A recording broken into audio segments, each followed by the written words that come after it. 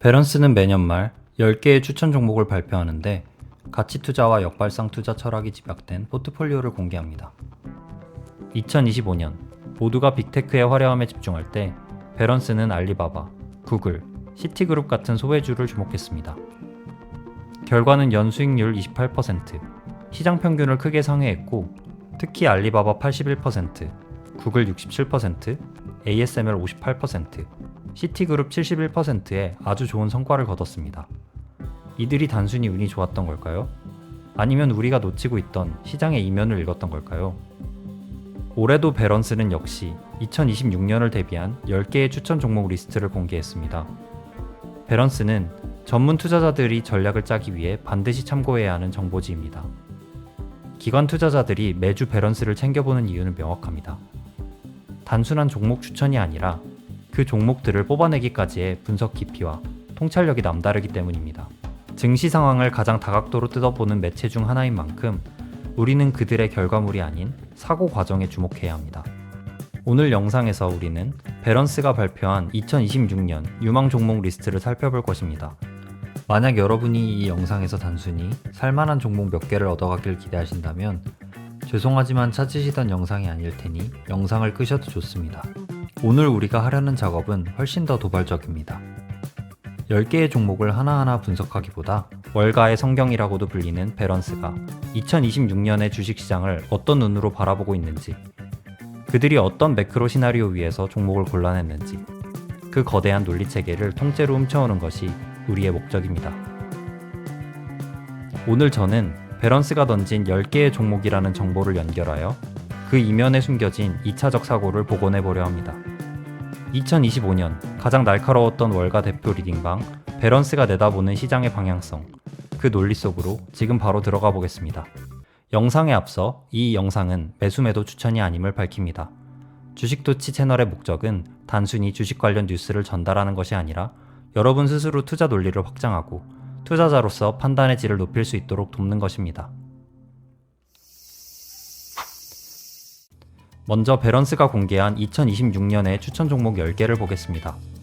아마존, 브리스톨 마이어스 스퀴브, 컴캐스트, 엑슨모빌, 페어팩스 파이낸셜, 플러터 엔터테인먼트, MSG 스포츠, SL 그린 리얼티, 비자, 디즈니입니다. 이 리스트를 보며 어떤 생각이 드셨나요?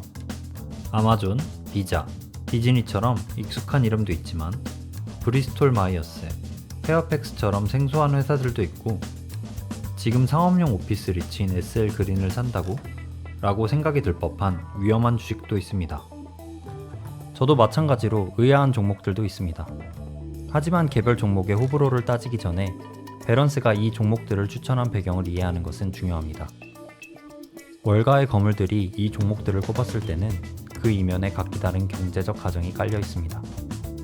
투자자의 관점에서 중요한 건 무엇을 샀느냐가 아니라 어떤 투자 논리를 사용해서 이 종목이 나왔는가 라고 생각해 오늘의 영상을 준비하게 되었습니다.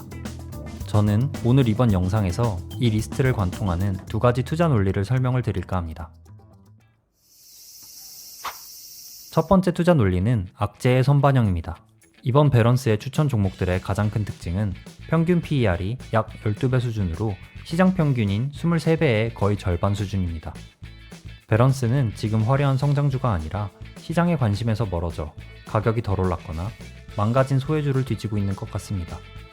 하지만 우리는 여기서 질문해야 합니다. 단순히 주가가 저렴하다고 수익이 날까? 베런스가 주목한 건 더 나빠질 시나리오의 고갈 같습니다.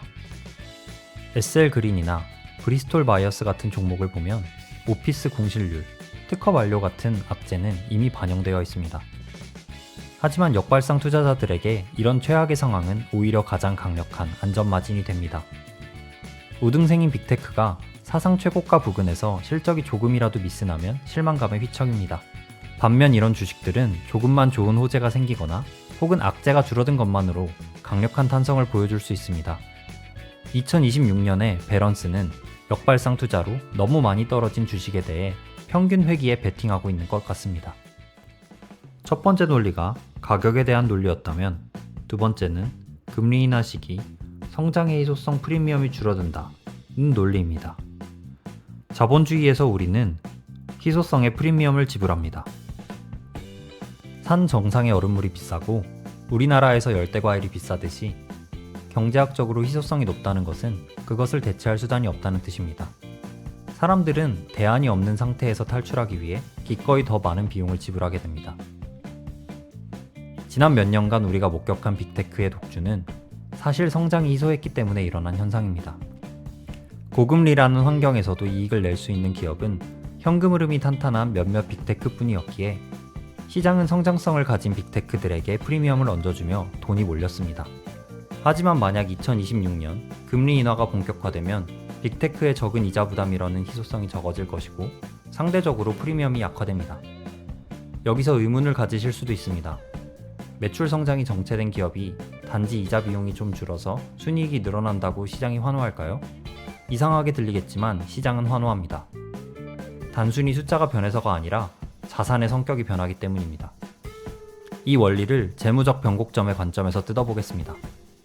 고금리 시절 부채가 많은 소외주들의 주가가 낮았던 진짜 이유는 성장이 없어서가 아니라 망할지도 모른다는 공포 때문이었습니다.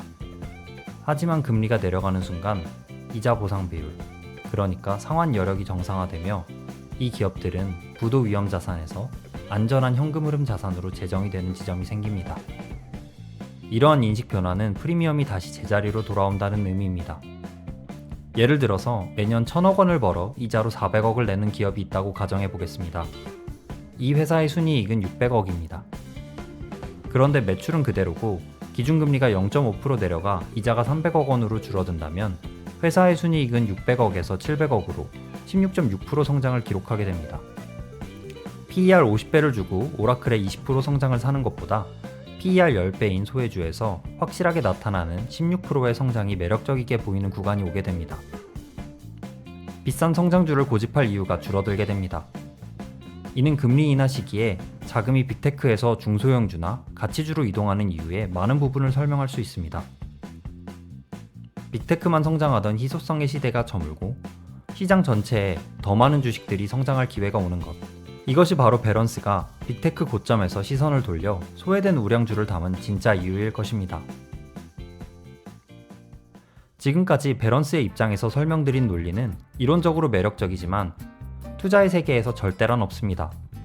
우리가 경계해야 할 가장 무서운 단어는 싸다라는 이유만으로 주식을 사는 것입니다. 베런스가 2026년을 위해 제시한 이 로직에는 치명적인 약점이 숨어 있습니다. 바로 밸류 트랩, 즉 가치 함정입니다.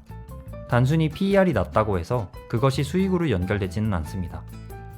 주가가 싼 데에는 대개 그만한 이유가 있기 때문이죠. 베런스 픽의 성공 사례와 실패 사례를 복기해 보겠습니다.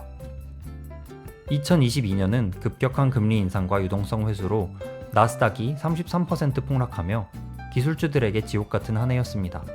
하지만 그의 베런스가 추천한 버크셔 해서웨이, 쉘, 웰스파고 같은 가치주들은 시장을 압도했습니다. 당시 베런스의 논리는 실질적인 현금 흐름과 낮은 PER이 방패가 될 것이었고 이 매크로 역발상은 적중했습니다. 지수가 무너질 때 하락을 방어하며 초과 성과를 내는 것이 베런스식 포트폴리오의 가장 큰 강점입니다. 반면 실패 사례를 보겠습니다. 2024년은 베런스에게 뼈아픈 한 해였습니다. 매크로 환경이 금리 인하 기대와 AI 실적 폭발로 흘러가자 저평가된 소외주에 집중하던 베런스의 픽은 시장에서 완전히 소외됐습니다. 특히 알리바바는 중국 규제와 경기 침체라는 늪에 빠져 밸류에이션 매력을 전혀 발휘하지 못했고 허츠는 전기차 중고 가격 폭락이라는 돌발 변수에 직격탄을 맞았습니다. 시장이 성장에 열광할 때 가격만 보는 전략은 치명적인 기회비용을 발생시킨다는 것을 보여주는 사례입니다. 그렇다면 우리는 과거를 교훈 삼아 베런스 리스트를 어떻게 활용해야 할까요? 2026년에 펼쳐질 수 있는 3가지 현실적인 매크로 시나리오를 바탕으로 이 리스트를 어떻게 사용해야 할지, 매수를 고민해 볼 만한 최고의 주식은 무엇인지 정리해 드리겠습니다. 첫 번째 시나리오는 물가가 잡히고 금리가 내려가면서 경기가 무너지지 않는 이른바 골디락스 상황입니다. 금리 인하는 가계 가처분 소득으로 자연스럽게 이어집니다. 코로나 이후에 닫혔던 지갑이 열리는 시점입니다. 이때 우리가 주목할 베런스의 픽은 비자와 디즈니입니다. 비자는 전 세계 소비에 통행세를 걷는 기업입니다. 고객층도 단단하고 사람들이 카드를 긁을수록 돈을 버는 구조여서 매출 구조가 정말 좋습니다. 금리가 내려가 소비 테마가 살아나면 가장 먼저 안정적으로 수혜를 볼 수 있는 기업으로 제가 정말 좋아하는 기업입니다. 디즈니는 컨텐츠 경쟁력이 흠이지만 현재 OTT 부문이 드디어 흑자로 돌아섰고 테마파크 매출까지 증가한다면 밸류에이션의 재평가가 이루어지면서 상승할 여력이 있다고 봅니다. 참고로 베런스는 리츠 종목인 SL그린도 추천했지만 저는 리스트에서 빼겠습니다. 공실률 문제도 크지만 2026년은 고금리 때 빌린 대출 만기가 돌아오는 시점이라 이자 비용 리스크가 수익성을 잡아먹을 확률이 높기 때문입니다. 저는 2026년 철저하게 현금 흐름이 개선된 종목에만 집중해 보겠습니다. 두 번째는 금리가 생각보다 빨리 안 내려가고 대신 AI가 만드는 생산성 혁명이 시장을 계속 끌고 가는 상황입니다. 여기서 베런스가 추천한 종목 중 아마존이 참 좋은 주식이라고 생각합니다. 사실 2025년 한 해 동안 아마존 주주들은 속이 좀 쓰렸을 겁니다. 엔비디아나 구글 같은 다른 빅테크들이 날아갈 때 아마존은 상대적으로 무거운 움직임을 보였거든요. S&P 500이 18% 오를 때 아마존은 6% 성장에 그치며 시장의 소외를 받았습니다. 원인을 살펴보면 2025년 아마존은 AI 주도권을 잡기 위해 역사상 최대 규모인 1250억 달러 이상을 쏟아부었습니다. 이 막대한 투자가 단기적으로 잉여 현금 흐름을 왜곡시켰고 투자자들은 AI 과투자에 민감하게 반응했습니다. 또한 AWS 서비스 부문 성장률도 단기적으로 17%에 머물며 AI 후발주자 낙인이 찍혀 있습니다. 하지만 제 생각은 다릅니다. 2025년 내내 못 올랐다는 건 그만큼 2026년에 반영될 기대값이 낮아져 있다는 뜻입니다. 현재 아마존의 PER은 과거 5년 평균 약 60배보다 훨씬 낮은 30배 초반 수준입니다. 빅테크 중 가장 가성비 좋은 구간에 진입해 있다고 생각합니다. 지난 영상에서도 저는 2026년 현금 흐름의 중요성을 강조드렸습니다. 2025년 아마존의 영업 현금 흐름은 무려 1,300억 달러를 넘어섰습니다. 웬만한 국가의 예상과 맞먹는 돈을 매년 사업으로 벌어들이고 있습니다. 무엇보다 아마존은 1번 시나리오처럼 경기가 좋아져서 소비가 늘어나도 수혜주가 됩니다. 올해 물류 인프라 효율화를 이미 끝내놨기 때문에 주문이 늘어나는 대로 영업이익률이 상승하는 구조를 완성해놔서 이 부분에서 수혜를 입을 가능성도 존재합니다. 정리해보면 아마존은 지금 밸류에이션은 낮아졌고 현금 흐름은 아주 만족스러우며 매크로 시나리오와 관계없이 이길 준비가 된 기업입니다. 한번 시험을 망친 모범생 같다고 비유하면 좋을 것 같습니다. 저는 베런스의 추천 종목에서 아마존이 가장 마음에 드네요. 제가 조심스럽게 예상해보면 2026년 베런스의 픽 중 가장 수익률이 높은 주식은 아마존이 아닐까 합니다. 마지막 세 번째, 경기가 급격히 식으면서 금리 인하조차 안 하는 우울한 시나리오입니다. 이때는 성장이 아니라 생존이 테마가 될 것입니다. 여기서 우리가 훔쳐올 아이디어는 페어팩스 파이낸셜입니다. 흔히 캐나다의 버크셔 해서웨이라고 부르는 기업입니다. 이 회사의 강점은 보험업 특유의 탄탄한 현금 흐름입니다. 시장이 박살나서 좋은 주식들이 헐값에 나올 때 남들은 공포에 질려 팔지만 페어팩스는 그 현금으로 쇼핑을 시작합니다. 내 포트폴리오가 흔들릴 때 중심을 잡아줄 보험 같은 주식이라고 할 수 있습니다. 시장의 모순을 견뎌낼 수 있는 체력이 있는 기업이라고 정리할 수 있겠습니다. 만약 포트폴리오에 빅테크 비중이 너무 높아 해지용 자산 편입을 고려한다면 고려해 볼 만한 옵션이겠네요.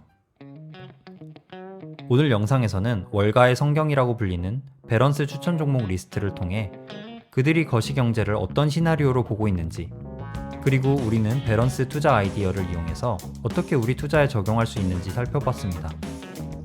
빅테크라는 투자처 밖에서도 매크로 변화가 만들어낼 새로운 기회들을 발굴해 볼 수 있는 시간이어서 영상을 만들며 개인적으로도 유익한 시간이었습니다. 2026년이 어떤 모습으로 오든 우리는 이미 시나리오별 투자 논리를 준비해뒀습니다. 오늘 분석이 여러분의 투자 인사이트에 도움이 되셨길 바랍니다. 영상 하단 설명란에 오늘 분석한 핵심 종목 리스트와 원문 링크를 남겨두었으니 직접 인터뷰를 확인해 보시고 여러분의 2차적 사고를 확장해 보시기 바랍니다. 과연 올해도 베런스가 예견한 대로 가치주 역습은 현실이 될까요? 아니면 빅테크가 다시 한번 모든 것을 압도할까요? 여러분이 생각하는 2026년 주식시장의 시나리오는 무엇인지 댓글로 남겨주시기 바랍니다. 시장의 소음이 커질수록 여러분의 논리는 더욱 단단해져야 합니다. 주식도치였습니다. 감사합니다.